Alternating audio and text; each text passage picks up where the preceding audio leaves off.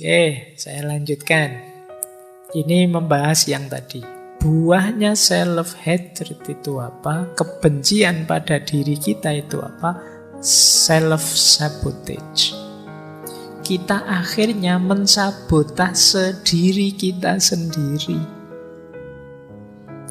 Mensabotase itu kan menghancurkan, merusak secara diam-diam, terselubung. Itu kan disabotase.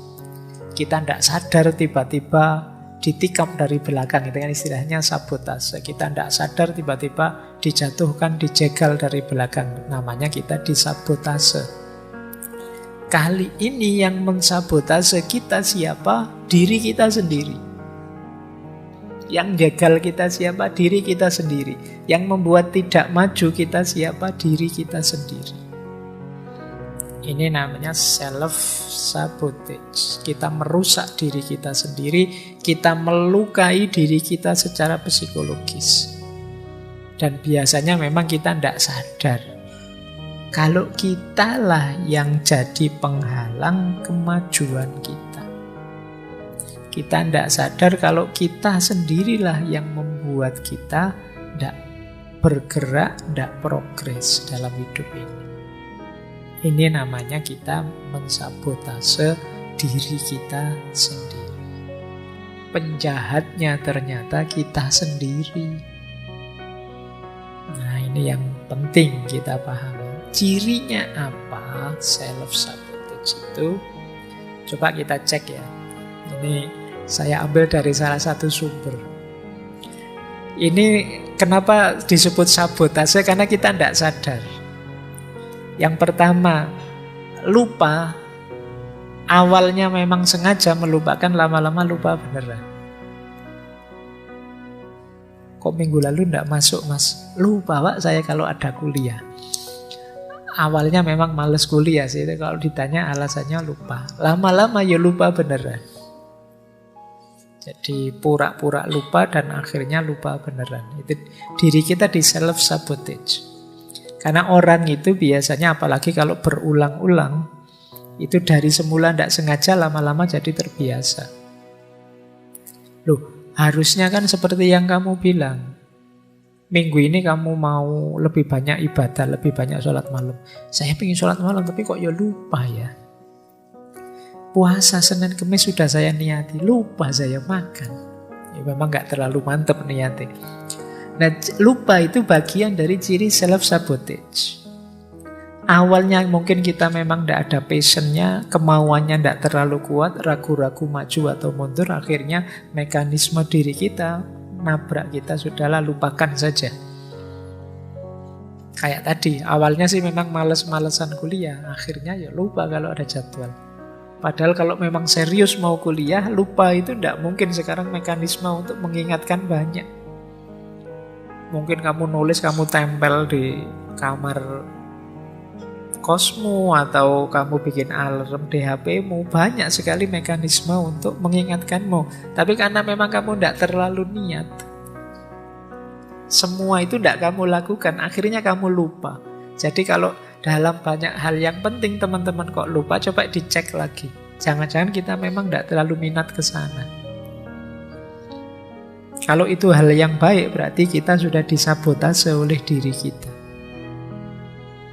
Karena kitanya sendiri memang tidak serius. Yang kedua, mirip dengan lupa, terlambat. Ya kalau tadi, kenapa tidak kuliah lupa Pak? Kalau ini, kok tidak ngumpul tugas kemarin? Terlambat saya Pak nyusunnya, itu terlambat. Ada apa-apa terlambat. Atau menunda-nunda. Jadi tugas ini ditunda, tugas itu ditunda. Mau bikin tulisan nanti dulu baca-baca dulu. Begitu buka HP baca-baca, nanti dulu buka Instagram, buka TikTok dulu. Begitu buka TikTok tidak bisa selesai sudah. Kan buka TikTok itu kan tidak pernah sekali kan, terus scroll lagi itu bisa jam-jaman kamu di situ. Akhirnya terlambat, akhirnya banyak hal tertunda-tunda, itu self-sabotage. Tugasmu terus tidak jalan. Jadi Coba perhatikan yang selalu sering merasa lupa, merasa terlambat, banyak hal dia tunda-tunda. Kemungkinan dia sedang disabotase oleh dirinya sendiri. 3 hal ini kan sering membuat kita tidak sukses, tidak berhasil mewujudkan cita-cita dan keinginan kita. Yang keempat, mulainya oke, tapi terus tidak selesai-selesai. Ini di antara ciri self-sabotage. Begitu diajak jalan, ayo oke. Bikin tulisan, ayo oke. Begitu nulis dapat 2 kalimat, lanjutannya besok saja ya. Terus besok, nanti dulu, nyari bahan dulu, oke. Akhirnya tidak selesai-selesai. Seminar tahun 2021 munculnya 2023. Kok kamu lama hilangnya? Nyari inspirasi, Pak. Golek inspirasi 2 tahun loh. Ya, siap memulai, tapi tidak selesai-selesai. Kan yang membuat tidak selesai itu diri kita dengan segala argumentasinya. Ini namanya kita di self-sabotage. Kita disabotase oleh diri kita sendiri. Atau muncul di pikiran kita bahwa saya tidak mampu ini menyelesaikan. Tidak sanggup saya. Belum dicoba sudah tidak sanggup duluan. Ini juga ciri self-sabotage. Jadi mensabotase diri, akhirnya kita tidak jalan. Atau berhenti tanpa alasan rasional. Kok tidak jalan? Tidak tahu, Pak ya. Saya nunggu mood dulu. Saya itu orangnya tergantung mood, Pak. Itu kan biasanya ya alasan males saja. Tapi kamu pakai argumen tergantung mood. Nunggu moodnya, Pak. Kalau saya tidak mood itu tidak jalan, Pak. Kalau saya sudah mood, Pak, sehari bisa dapat 1 bab.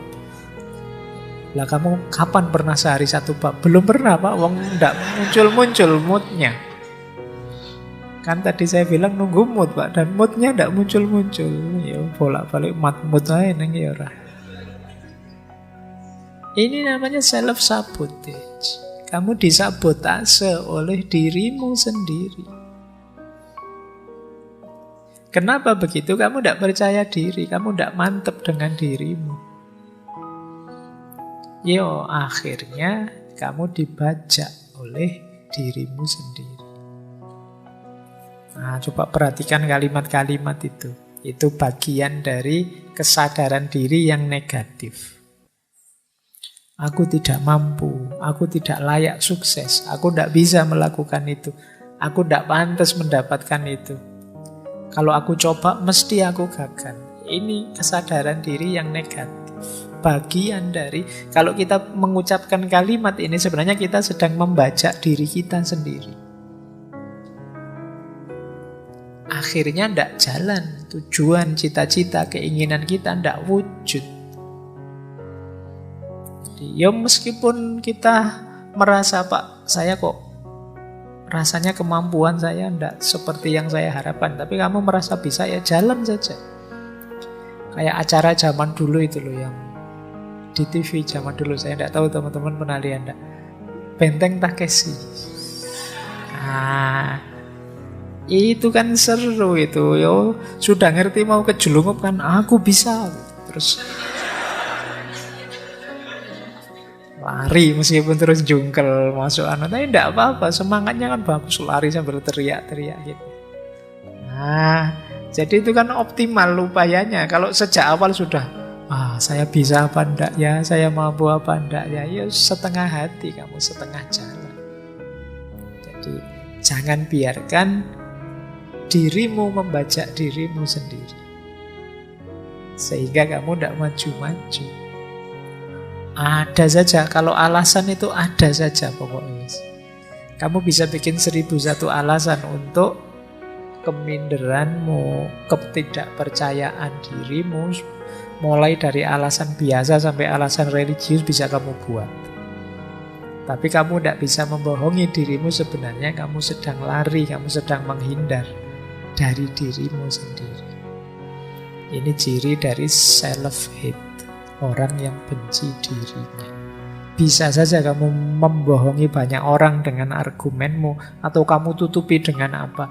Tapi dirimu sendiri tidak bisa bohong bahwa kamu sedang mengebiri dirimu sendiri. Kamu sedang membajak dirimu sendiri. Baik, kita lanjutkan. Nah, ini loh kehancuran yang dihasilkan dari self-sabotage tadi. Pembajaan diri tadi. Jadi, orang yang berpikirnya negatif, ya nanti hidupnya pasti negatif. Ketika gaya hidupnya negatif, ya dia tidak mampu mencapai tujuan hidupnya. Banyak target-target tidak jalan. Ketika target-target tidak jalan, dia merasa jatuh namanya, rusak reputasinya. Dia merasa kecil, merasa tidak bernilai. Dari situ mungkin muncul rasa malu, rasa bad mood, rasa marah, dan lain sebagainya.